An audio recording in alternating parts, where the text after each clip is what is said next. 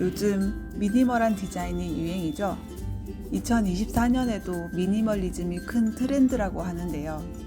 그래서인지 무몰딩 히든도어처럼 집안에도 디테일을 줄인 인테리어를 많이 문의하십니다. 깔끔하고 보기 좋기는 한데 눈에 보기 좋은 디자인 정말 집에도 괜찮을까요? 몰딩이 있는 디자인은 못나기만 한 걸까요? 안녕하세요. 저는 9년차 인테리어 회사 만능 대표 권대표입니다. 최근 4년 정도 무몰딩이 유행하면서 몰딩의 존재에 대해 의문을 가지시는 분들이 많이 계신데요. 무몰딩은 말 그대로 없을 붙자를 써서 몰딩이 없다는 얘기입니다. 집에 보면 천장이고 벽이고 여러 가지 몰딩이 많이 있는데요. 이런 몰딩들은 어떻게 나뉘고 또 어떻게 불리는지 이번 영상에서는 이 몰딩에 대해서 얘기해 볼게요. 일단 몰딩의 역할에 대해 먼저 얘기 드릴게요. 몰딩은 벽과 천장, 벽과 바닥처럼 면과 면이 연결되는 부분의 마감을 위해 사용하거나 벽과 문틀처럼 다른 재료가 만나는 부분의 재료를 분리하는 데 사용되고 또는 울퉁불퉁한 면에 깨끗한 마감을 위해 사용하기도 합니다. 그리고 가끔은 럭셔리한 분위기를 위해 장식적인 요소로 사용되기도 합니다. 몰딩의 종류는 여러 가지가 있지만 여러분이 가장 익숙하게 많이 본 몰딩은 천장에 붙어있는 천장 몰딩, 바닥에 붙어있는 걸레바지, 벽과 문틀을 연결하는 문선 몰딩일 거예요. 쓰이는 장소에 따라서 저렇게 이름이 붙기도 하지만 현장에서는 모양에 따라 몰딩을 구분하기도 합니다. 여러 가지 모양이 있지만 주로 쓰이는 몰딩은 3가지 정도입니다. 첫 번째는 오래된 집에서 많이 보이는 크라운 몰딩입니다.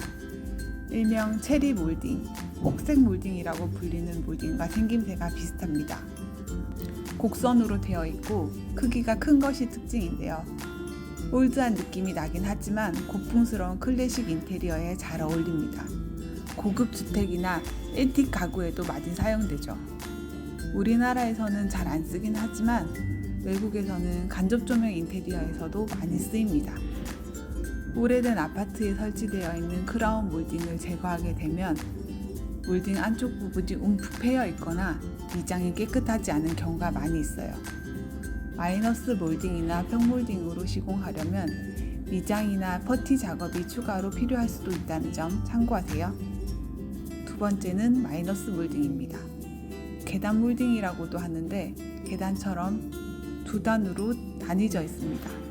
낮은 쪽이 벽 안쪽으로부터 크라운 몰딩보다는 보이는 면이 적고 라인이 간결해서 공간이 넓어 보이는 효과가 있습니다. 현재 천장 몰딩으로 가장 많이 쓰이는 몰딩으로 미니멀한 인테리어를 위해서 가성비가 가장 좋은 제품입니다.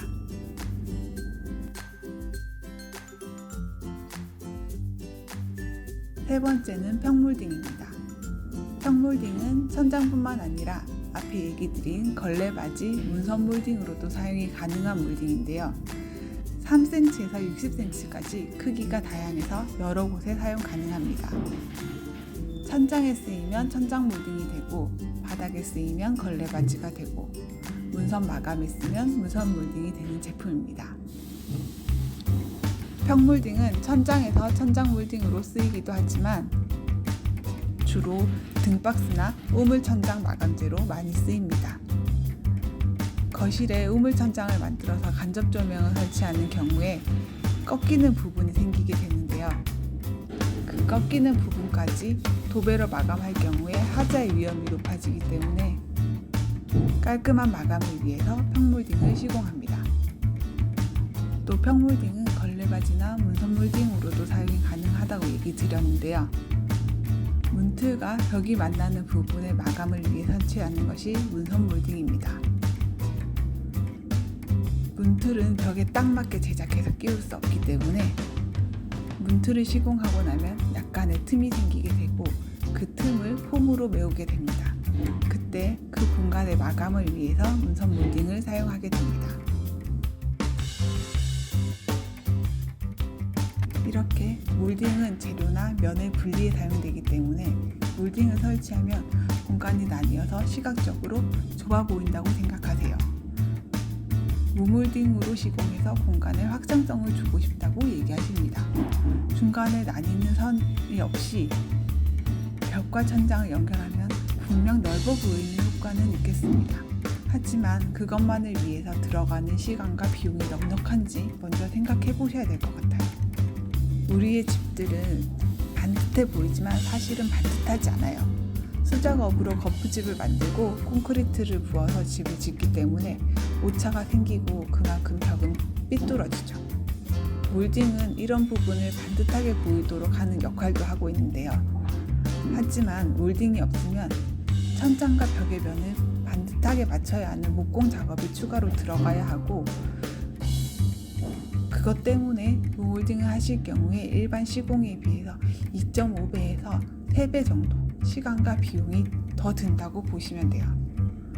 또 콘크리트 벽은 숨을 쉬어야 되는데 모든 벽체를 목공 작업으로 받게 되면 환기가 되지 않아서 결로가 생기게 되고 결국은 곰팡이도 생기게 돼요.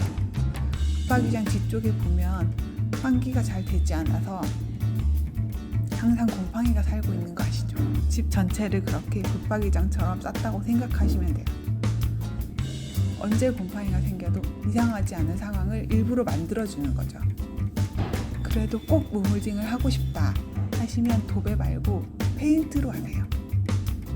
콘크리트면을 잘 다듬어서 친환경 페인트로 시공하면 목공 작업해서 도배하는 비용보다는 조금 더 저렴하게 시공이 가능하고 결로로 곰팡이가 생기는 위험까지도 줄어들게 됩니다.